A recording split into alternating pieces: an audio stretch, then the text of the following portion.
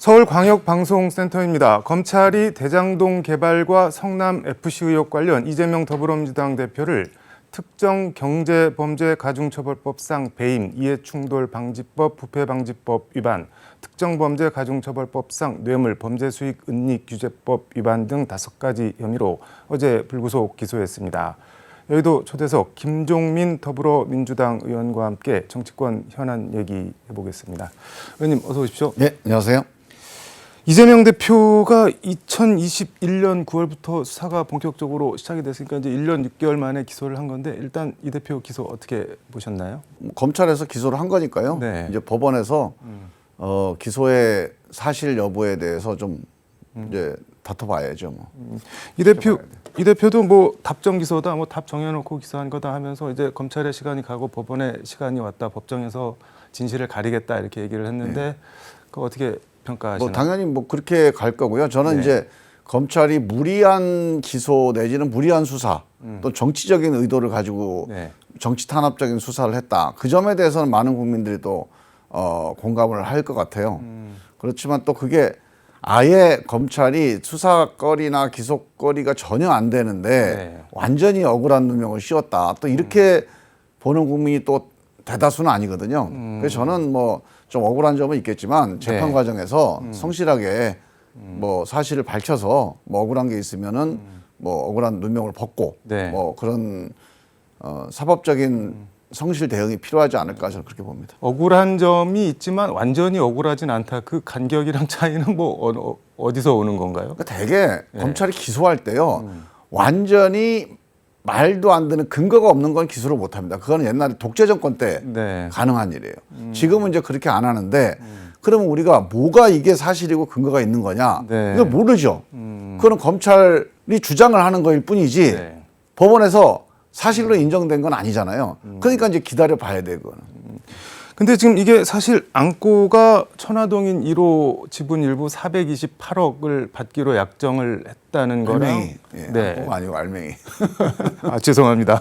알맹이로 수정을 하겠습니다. 그거랑 그다음에 대선 경선 자금으로 김용 부원장이 8억 뭐 몇천만 원 받아다 그렇죠. 썼다는 건데 이게 있어야지 배임이든 뭐든 해주는 이유가 되는데 이게 지금 기소에서 빠졌습니다. 그럼 이거는 어떻게 봐야 그래서 될까요? 이제 그 점에 대해서는 돈을 직접적으로 받았거나 간접적으로 받았다는 증거가 없다면 네. 저는 뭐 기소가 성립되거나 유죄가 되기는 어렵다고 볼 것이고 배임은 좀 다르겠죠. 그러니까 배임에 대해서는 아마 치열한 법리 공방이 있어야 될 것 같아요. 그러니까 제가 이걸 여쭤본 건 말씀하신 대로 이제 배임 같은 경우는 시장으로서 임무를 위배해서 김만배 등등 민간 사업자들에게 수천억 원대 이익을 줬다는 거잖아요. 혜택을 준 거죠. 그럼 그렇게 하려는 이유나 뭐 그런 게 있어야 되는데 이제 그 이유로 처음에 검찰이 들었던 게 끝나고 나면 428억 받기로 약정을 했다. 그래서 이렇게 무리를 해서 몰아준 거다. 임무에 위배해서. 그렇죠. 저는 뭐 검찰이 어떤 주장을 할지는 모르겠습니다. 그러나 하여간 그 각 주장에 대한 네. 사실관계 다툼은 저는 뭐 이재명 대표로서는 상당히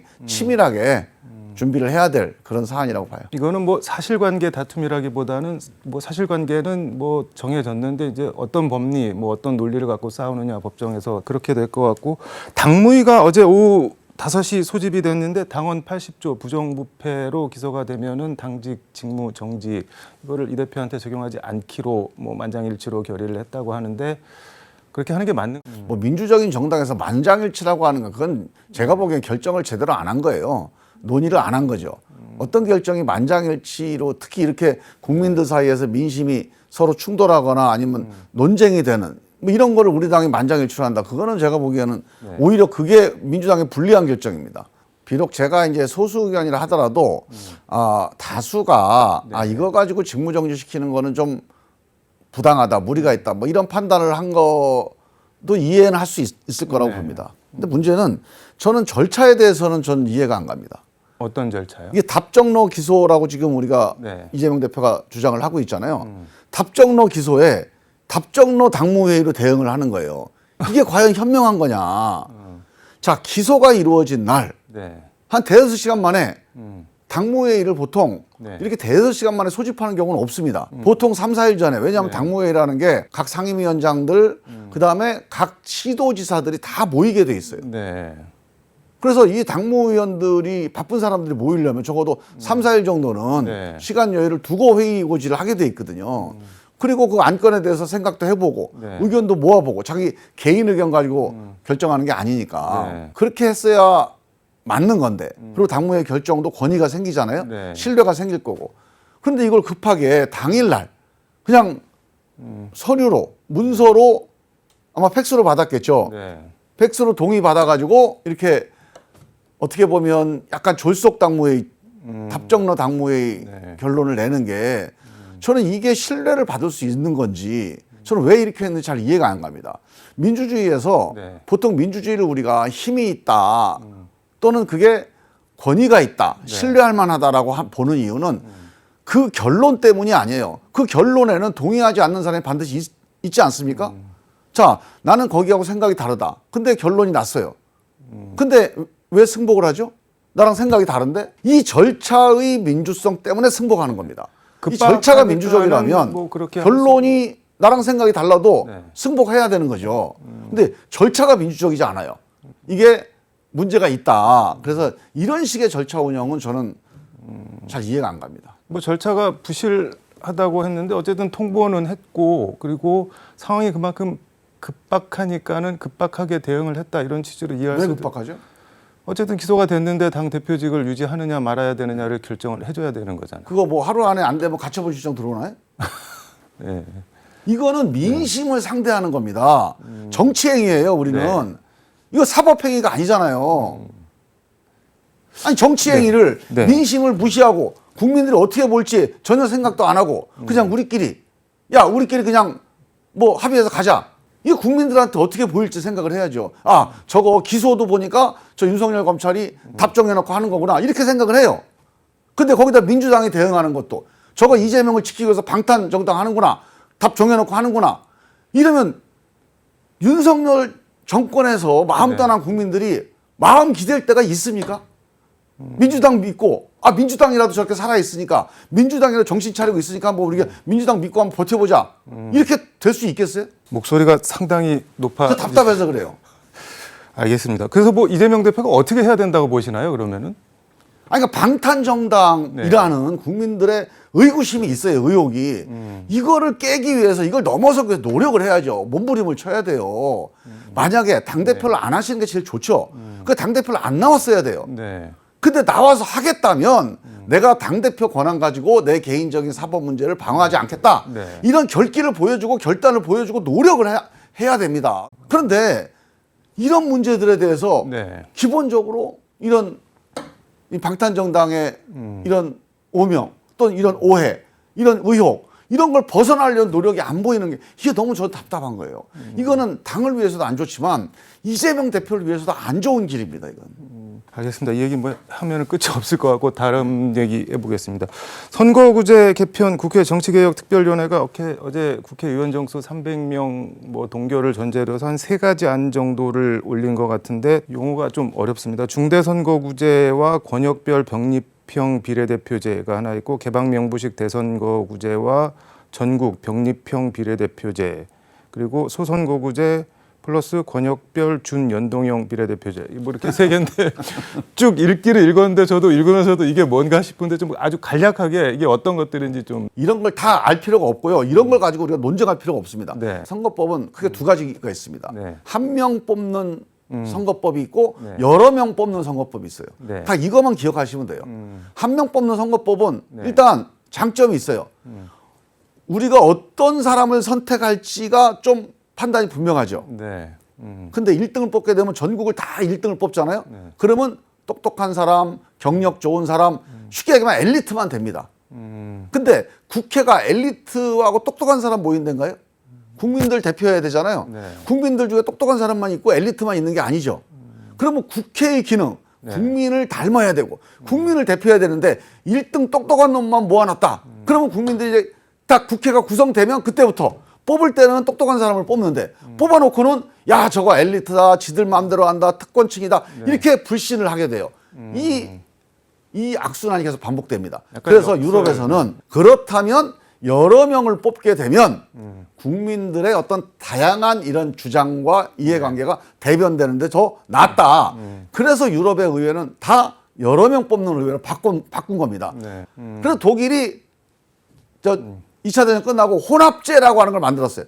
그래서 반은 한 명씩 뽑는 선거제도, 반은 여러 명 뽑는 선거제도. 이렇게 해서 만든 게 독일식입니다. 그러니까 뭔가 그래서 복잡한데, 그러니까 의원님이 선호하는 거는 이른바 독일식 정당 명부제 그쪽으로 가야 된다고. 그래서 그런 건가요? 독일처럼 예. 소선거구제도 하고 그다음에 이런 비례대표제나 중대선거구제도 하고 이렇게 혼합해서 가자. 이런 게 이제 지금 전체적인 의원들의 중론이에요. 한 명 뽑는 선거도 하면서 여러 명 뽑는 선거도 해서 좀 다양한 사람들이 국회에 들어가서 다양한 의견을 네. 대변하는 국회를 만들자. 이 방향이 저는 제일 핵심이라고 봅니다. 이게 근데 당장 뭐 어떤 식으로 결정이 되기는 될 것 같은데 내년 총선부터 그럼 적용이 되는 건가요? 지금 이제 합의가 되면 내년 총선부터 해야 되겠죠.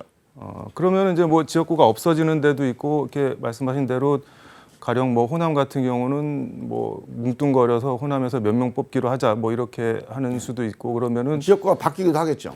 현역 의원들 반발이 만발치 않을 것 같아요. 그래서 이제 그것도 최소화해야 돼요.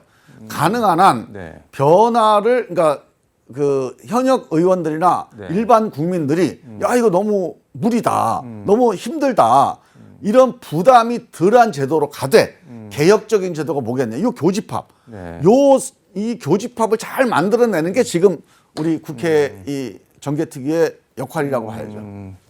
알겠습니다. 이거는 논의를 좀 더 지켜보도록 하고 마지막으로 미국 국무부가 2022 국가별 인권 보고서를 발표를 했는데 지금 그 윤 대통령 미국 방문했을 때 그 바이든 날리면 뭐 이거 관련해서 MBC에 대한 뭐 여러 조치 뭐 명예훼손 뭐 고소라든지 뭐 탑승기 전용기 탑승 불허 뭐 이런 거에 대해서 언론 자유 침해다 그러면서 이게 바이오런스 앤 허래스먼트라고 되는데 폭력과 괴롭힘 뭐 이런 소제목을 달아서 했는데 지금 뭐 그 소제목은 삭제가 된 것 같은데 아무튼 이거 미국 국무부 인권 보고서에 지금 바이든 날리면 이게 등장한 거 이거 어떻게 봐야 될까요? 그 욕먹어도 뭐 어쩔 도리가 없어요. 저 답답한 노릇이죠. 그 논쟁을 이렇게까지 끌고 와서 국제적으로 이렇게 욕을 먹는 상황을 만들어 놨으니까 네. 참 어떻게 보면 저는 좀 무능하기도 하고 또는 좀 저렇게 판단을 저렇게 할까 좀 답답합니다. 근데 이런 이게 논쟁으로 하지 말았어야죠. 그리고 네. 아니 좀 비판적인 기사 쓴다고 비행기 안 태운다. 이게 뭡니까 이게? 저는 그러니까 지금 이게 저는 네. 미국 국무성뿐만이 아니고 국제 언론 단체 국제적으로 이건 비판거리를 면할 수가 없습니다. 이거. 근데 지금 우리 대통령실은 그 바이든으로 한 게 아니라 날리면으로 했다고 그 해명을 했었는데 지금 국무부 그 인권 논쟁 그걸 네. 해야 됩니까? 근데 이제 수긍하는 사람이 얼마나 됩니까? 그게? 그러니까 국무부에서 쓴 보고서 원문을 보면 뭐 프레지던트 윤 대통령이 외국 입법기관을 비판했다 이렇게는 그 표현이 있는데 아니 누구나 들어보면 예. 그건 미국 의회를 얘기했다 바이든이다 네. 다 그렇게 들을 거예요 아마. 근데 우리 대통령실만 네. 그냥 뭐 벌거벗은 임금님이죠. 임금님 옷이 멋있습니다. 그런다고 멋있어집니까 그게? 이게 혹시 미국 국무부가 당시에는 뭐 우리 한미 동맹에는 지장 없다, 뭐 아무 문제 없다라고 했는데 약간 뒤끝 같은 거를 뭐 보여준 아니, 건 한미 아니에요? 동맹이야 지장이 있겠어요. 뭐 그거 네. 가지고 한미 동맹이 뭐가 말실수한 거죠. 그러나 네. 그거를 좋게 보지는 않는 거죠. 그리고 이거는 윤석열 대통령 입장에서는 빨리 이거를 이 이슈를 없애버려야 됩니다. 이렇게 계속 끌고 가서 막 고집 부리고 이거를 뭐 네. 내가 잘했다 나는 나 잘못 없다 이렇게 끌고 가봐야 계속 얻어맞기만 해요. 그러니까 우리 국내에서 끝날 거를 또 국제적인 논쟁으로까지 끌고 갔잖아요 이거를. 대통령실은 그 아까 언급한 폭력과 괴롭힘 이런 소제목이 없어지고 뭐 일부 수정이 있었다 그래서 부정확한 거를 반증하는 거다 이런 취지로 해명을 하던데요. 그러니까 국무부가 잘못 쓴 거다 뭐 이런 취지로. 말이 안 되는 얘기고요. 그러니까 그 주장 내용이 바뀌지 않았는데 뭘 부정확한 걸 반증을 합니까? 더 하실 말씀이 없으신 것 같네요, 이건. 그러니까 그런 식으로 자꾸 핑계를 대고 변명을 하고 이유를 만드는 식으로 그 대통령실이라는 자리가요. 네. 그런 자리가 아니에요. 당당해야 되는 자리입니다. 자기하고 생각 다른 사람들도 권위로 신뢰로 설득해야 되는 자리예요. 그렇게 말장난 비슷하게 해가지고 리더십을 만들어갈 수 있는 자리가 아니에요. 그게 뭐 동창회 회장도 아니고 이렇게 대통령 자리를 이렇게 운영하면 어떡합니까? 말장난을 하고 있다고 보시는 건가요? 그러면? 이게 말장난이지 뭡니까 이게? 알겠습니다. 오늘 시종일관 좀 크게 말씀을 해주셨는데 오늘 말씀은 여기까지 듣도록 하겠습니다. 고맙습니다. 예, 감사합니다. 네, 지금까지 서울광역방송센터에서 김종민 민주당 의원과 함께 전해드렸습니다.